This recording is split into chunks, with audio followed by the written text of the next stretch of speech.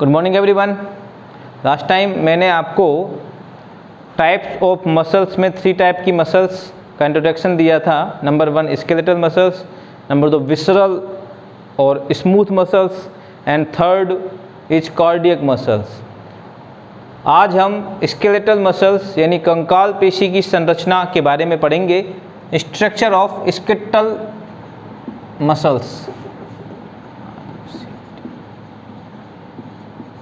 यानी कंकाल पेशी की संरचना।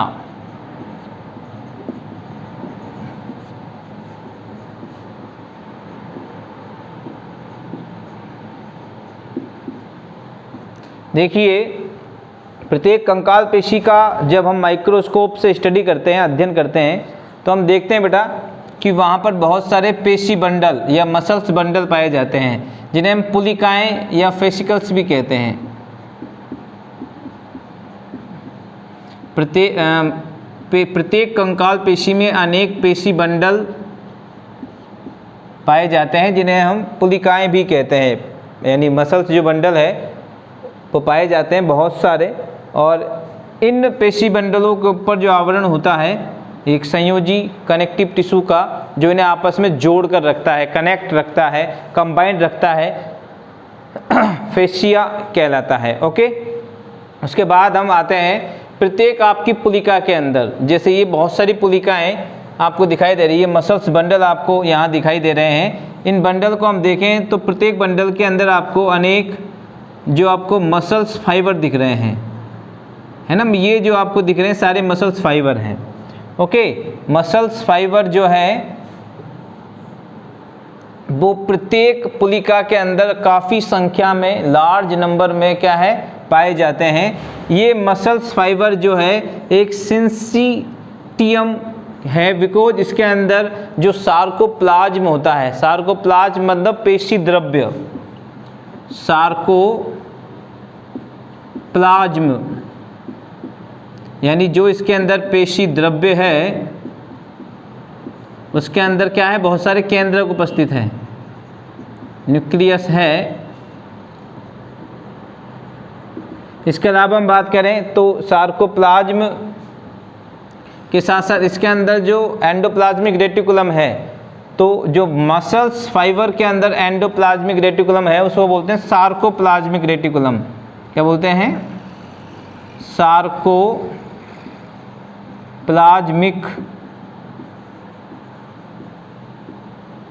रेटिकुलम यानी पेशी द्रव्य जालिका।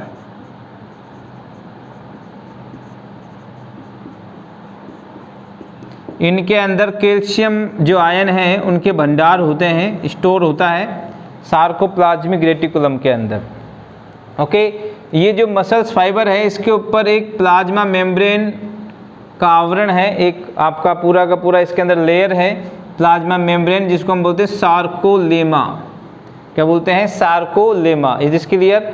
यानी आपकी जो आपका कंकाल पेशी है, स्केलेटल मसल्स है, उसके अंदर अनेक पेशी बंडल यानी मसल्स बंडल उपस्थित होते हैं, जिन्हें हम फेसिकल्स या पुलिकाएं भी कहते हैं। इसके जो इन्हें कनेक्ट रखती है, जो कनेक्टिव जो टिश्यू के माध्यम से कनेक्ट रहते हैं, उस लेयर को हम बोलते हैं फेशिया। और प्रत्येक आपका जो फेसिकल है यानी पुलिकाएं हैं या मसल्स बंडल है, उनके अंदर इन लार्ज नंबर आपके मसल्स फाइबर आपके प्रेजेंट होते हैं, उपस्थित होते हैं। ये जो मसल्स फाइबर है इनको हम सिंसिटियम भी कह सकते हैं, बिकॉज इसके अंदर जो सार्कोप्लाज्म है उसमें बहुत सारे न्यूक्लियस आपके फाउंड होते हैं, बहुत सारे केंद्रक पाए जाते हैं। और यहाँ जो पेशी द्रव्य जालिका है जो कैल्शियम का भंडार होती है। ओके, इसके बाहर जो पाया जाता है एक प्लाज्मा मेम्ब्रेन, जो एक आवरण है प्लाज्मा मेम्ब्रेन की, उसे हम बोलते हैं सार्कोलेमा। ओके, अब प्रत्येक जो आपका मसल्स फाइबर है, इस मसल्स फाइबर के अंदर मायोफाइब्रिल्स या फिलामेंट, मायोफिलामेंट या मायोफाइब्रिल्स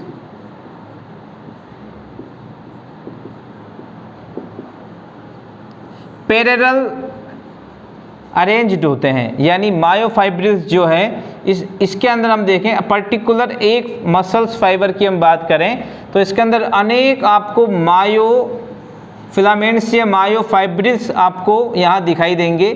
और ये दो टाइप्स के होते हैं, 2 टाइप्स के होते हैं। जो मायोफाइब्रिल्स हैं वो 2 टाइप्स के होते हैं। नंबर 1 है एक्टिन और नंबर 2 है मायोसिन।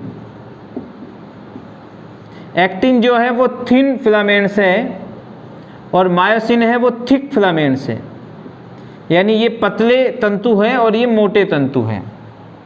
अब जब माइक्रोस्कोप से हमने इसको अध्ययन किया, जब इसकी स्टडी की हमने पर्टिकुलर एक मसल्स फाइबर की, तो हमें उसके अंदर दिखाई दिए अनेक बहुत सारे लार्ज इन नंबर मायोफाइब्रिल्स जो अरेंज थे पैरेलल, एक दूसरे के समानांतर। अब हम बात करें वो किस प्रकार से अरेंज थे,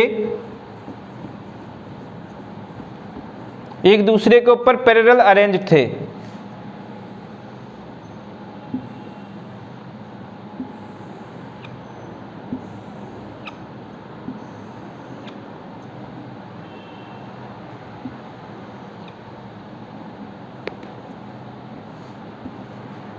ठीक है,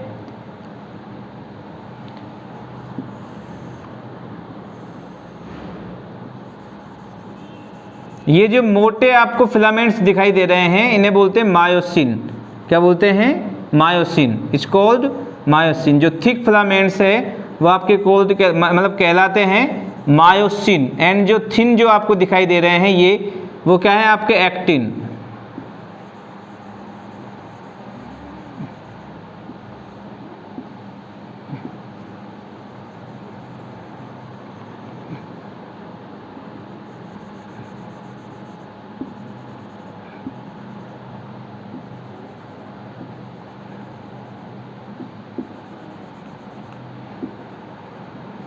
और इस पे हुक टाइप स्ट्रक्चर भी फाउंड होती है जो कनेक्ट करती है। जब आपका कॉन्ट्रैक्शंस होता है, पेशी संकुचन होता है, तो एक्टिन और मायोसिन आपस में कनेक्ट हो जाते हैं, जिसकी वजह से आपके अंदर जो मूवमेंट्स होते हैं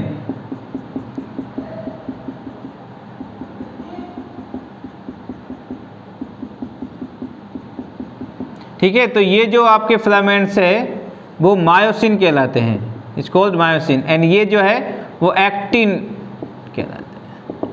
ओके, अब देखिए ये कंटिन्यू है, ये सारे के सारे कंटिन्यूड है।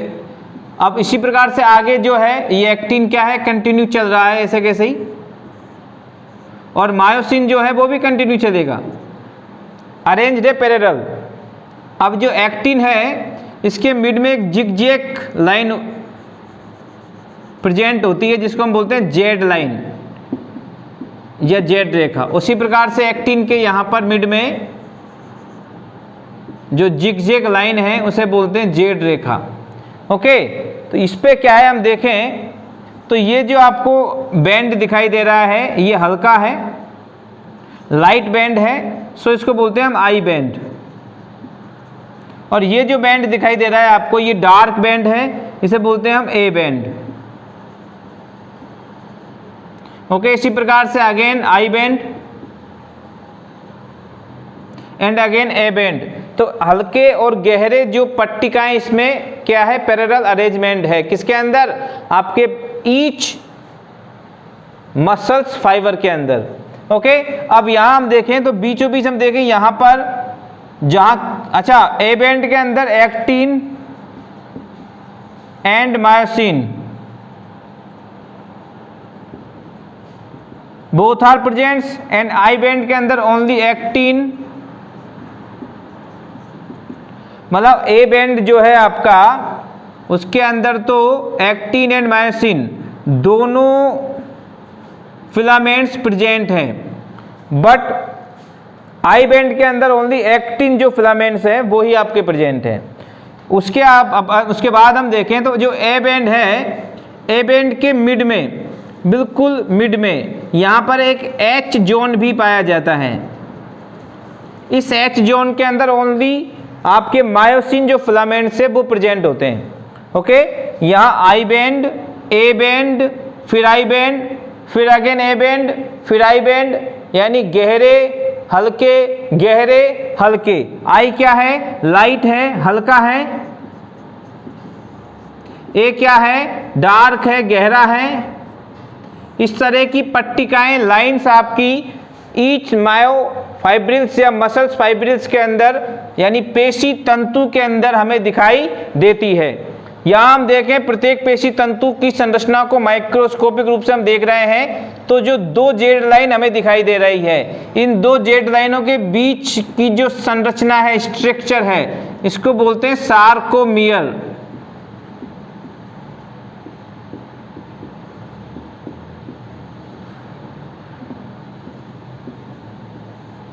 क्या बोलते हैं? सार्कोमियर। और सार्कोमियर पेशी संकुचन की यानी मसल्स कॉन्ट्रैक्शंस की यूनिट होती है, इकाई होती है। इसके अंदर जब आपस में एक दूसरे के ऊपर ये ग्लाइडिंग या फिसलते हैं, कौन? एक्टिन और मायोसिन तंतु, तो आपकी पेशी जो आपकी टोटल जो पेशी है उसके अंदर कॉन्ट्रैक्शंस होता है और फिर आपके अंदर मूवमेंट्स पॉसिबल होता है। तो पेशी संकुचन की जो मुख्य इकाई है वो क्या है? आपकी सार्कोमियर, जो पाई जाती है दो जेड रेखाओं के मध्य। अच्छा, यहाँ पर जेड लाइन के अलावा एक एम लाइन भी पाई जाती है जो उपस्थित होती है। ये जो M for myosin, M for myosin, तो बिल्कुल एम के बीच में यानी मायोसिन के बीच में जो लाइन उपस्थित होती है उसे बोलते हैं हम एम लाइन। तो देखिए बेटा, ये आपकी सार्कोमियर जिसे हम पेशी संकुचन की इकाई कहते हैं, वो देखिए कितनी, हम जब इसको देख रहे थे, जब बाहर से जब हमने केवल कंकाल पेशी को पढ़ा था तो हम नहीं समझ पाए थे कि इसके अंदर इस तरह की संरचना भी उपस्थित होगी, क्योंकि उसके अंदर बहुत सारे पेशी बंडल उपस्थित थे। फिर उस पेशी बंडल के अंदर जब हमने देखा तो उस पेशी बंडल के अंदर क्या उपस्थित थे? पेशी तंतु उपस्थित थे, बहुत सारे पेशी तंतु उपस्थित थे। यानी एक कंकाल पेशी के अंदर बहुत सारे पेशी बंडल और एक पेशी बंडल के अंदर बहुत सारे पेशी तंतु यानी मसल्स फाइबर, और उस मसल फाइबर को अंदर यानी माइक्रोस्कोपिक अध्ययन करने के बाद हमें सार्कोमियर दिखाई देती है। तो सार्कोमियर बहुत ज़्यादा संख्या में हमारी कंकाल पेशी के अंदर उपस्थित होती है, जो संकुचन की क्रियाविधि को आपके अंदर नियंत्रण करती है। मैं सोचता हूं कि ये टॉपिक आपको पूरी तरह समझ में आ गया होगा। फिर भी कोई समस्या है तो आप मेरे व्यक्तिगत नंबर पर संपर्क कर सकते हैं। धन्यवाद।